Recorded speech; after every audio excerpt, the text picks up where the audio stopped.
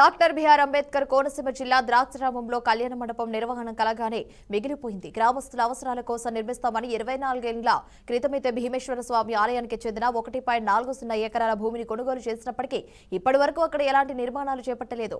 ఎల్ఎంగా ప్రస్తుత ఎల్ఎంసీగా ఉన్న తోట త్రిమూర్తుల ఆధ్వర్యంలో భాగంగా ఏర్పాటు చేసిన కమిటీ ద్వారా 4 లక్షలకు ఈ భూమినైతే కొనుగోలు చేశారు. ఆ గ్రామంలోని అయితే గ్రామానికి చెందిన ఉపయోగపడే కళ్యాణ మండపం నిర్మిస్తామని చెప్పడంతో గ్రామస్తులు, రాజకీయ నాయకులు, కాపు సంఘాలందరైతే సమ్మతించారు. అయితే 2.5 దశాబ్దాలు గడిచినా కూడా కళ్యాణ మండప నిర్మాణం అయితే జరగలేదు. ప్రస్తుతం ఆ భూమి విలువ 20 కోట్ల రూపాయలకు పైగా పెరిగింది.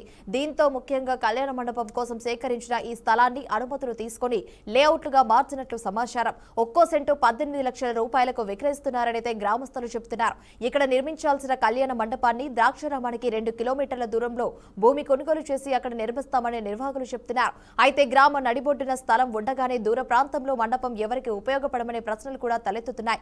ఇదిలా ఉండగా అన్నయ్యపేట పంచాయతీ పరిధిలోని లేఅవుట్ ముఖ్యంగా ఈ లేఅవుట్లో భాగంగా గ్రామ పంచాయతీకి చెందిన ప్రధాన రహదారి వెంబడి సుమారు 15 అడుగుల స్థలాన్ని లేఅవుట్ రోడ్డుతో అనుసంధానం చేసినట్లయితే ఆరోపణలు కూడా వినిపిస్తున్నాయి. పంచాయతీ భూమి ఆక్రమణలకు గురవుతుందన్న ఆందోళన కూడా వ్యక్తమవుతుంది.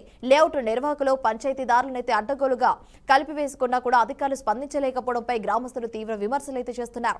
అయితే మంత్రి వాసంశెట్టి సుభాష్ బెదిరింపుల కారణంగానే కాపు సంఘానికి సుమారు 4 కోట్ల నష్టం వాటిల్లిందని ఎమ్మెల్సీ తోట త్రిమూర్తులైతే ఆరోపించారు. కాపు సంఘానికి చెందిన స్థలంపై రిజిస్ట్రేషన్లు జరగకుండా అధికారాన్ని అడ్డం పెట్టుకుని అడ్డంకులు సృష్టించారని ఆయన విమర్శించారు. తన స్వంత నిధులతో మండప నిర్మాణం కోసమైతే భూమి కొనుగోలు చేసినప్పటికీ కూడా అనివార్య కారణాల వల్ల అక్కడ నిర్మాణం జరగలేదన్నారు. ప్రస్తుత పరిస్థితుల్లో భాగంగా అసన్పాద్ లో మరో భూమిని కొనుగోలు చేసి అక్కడ కాపు కళ్యాణ మండపం నిర్మించాలని నిర్ణయించుకోవడంతో అన్నాయిపేటలోని స్థలాన్ని అమ్మకానికైతే పెట్టారు. అయితే రిజిస్ట్రేషన్లు జరగకుండా మంత్రి సుభాష్ సబ్ రిజిస్ట్రార్ని అయితే బెదిరించారని ఆరోపించారు.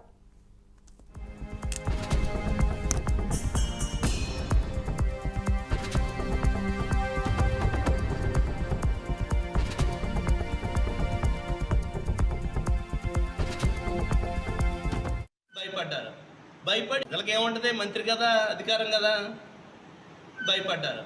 భయపడి ఏం జరిగింది, 10 కోట్లకి అమ్మేయవలసి వచ్చింది. అమ్మేసి అది రిజిస్టర్ చేయించాను. 4.5 కోట్ల రూపాయలతోటి స్థలం కొన్నాం.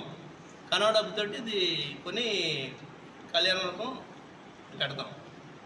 ఇప్పుడు అదేవిధంగా ఈవేళ నేను ఇక్కడ కూటమి నాయకులు కానీ ఉన్న నాయకులు కానీ నాకు సంబంధం లేకుండానే ఒక మీటింగ్ పెట్టుకుని చింతపల్లి వీరభద్రారావులోని, మీకు సంబంధించింది కాదండి, ఇది కమ్యూనిటీకి సంబంధించింది కదా, మేమందరం ఆయనకే పనిచేసాం కదా, 190 ఓట్లు వేసి మేము ఆయన గెలిపించాం. సంఘానికి నష్టం జరుగుతుంటే మేమెందుకు ఊరుకుంటామని చెప్పేసి వాళ్ళ ప్రయత్నం వాళ్ళు చేశారు. ఆ ప్రయత్నాలు ఏమీ ఫలించలేదు.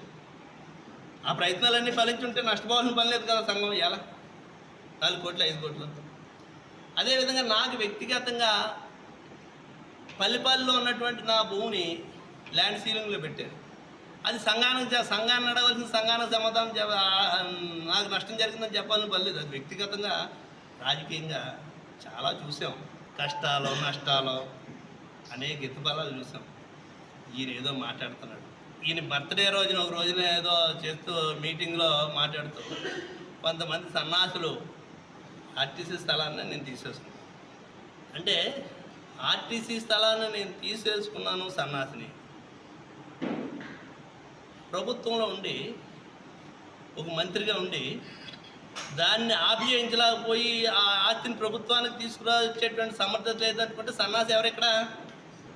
ఈ స్థలాన్ని ఇప్పుడున్నటువంటి ముఖ్యమంత్రి గారు చంద్రబాబు నాయుడు గారు ఉండగానే 2014కి 2017కి మధ్యలో రాష్ట్ర వ్యాప్తంగా ఒక పాలసీ, ఏదన్నా ఒక విషయం గురించి తెలుసుకుని అప్పుడు మాట్లాడాలి.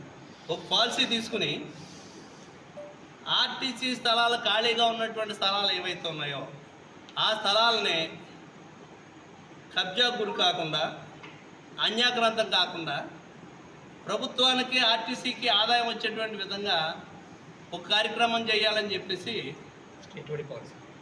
స్టేట్ వైజ్గా ఒక పాలసీ తీసుకుని యాక్షన్ పెట్టారు. పబ్లిక్ యాక్షన్ పెట్టారు. టెండర్ పిలిచారు. ఆ టెండర్లో నేను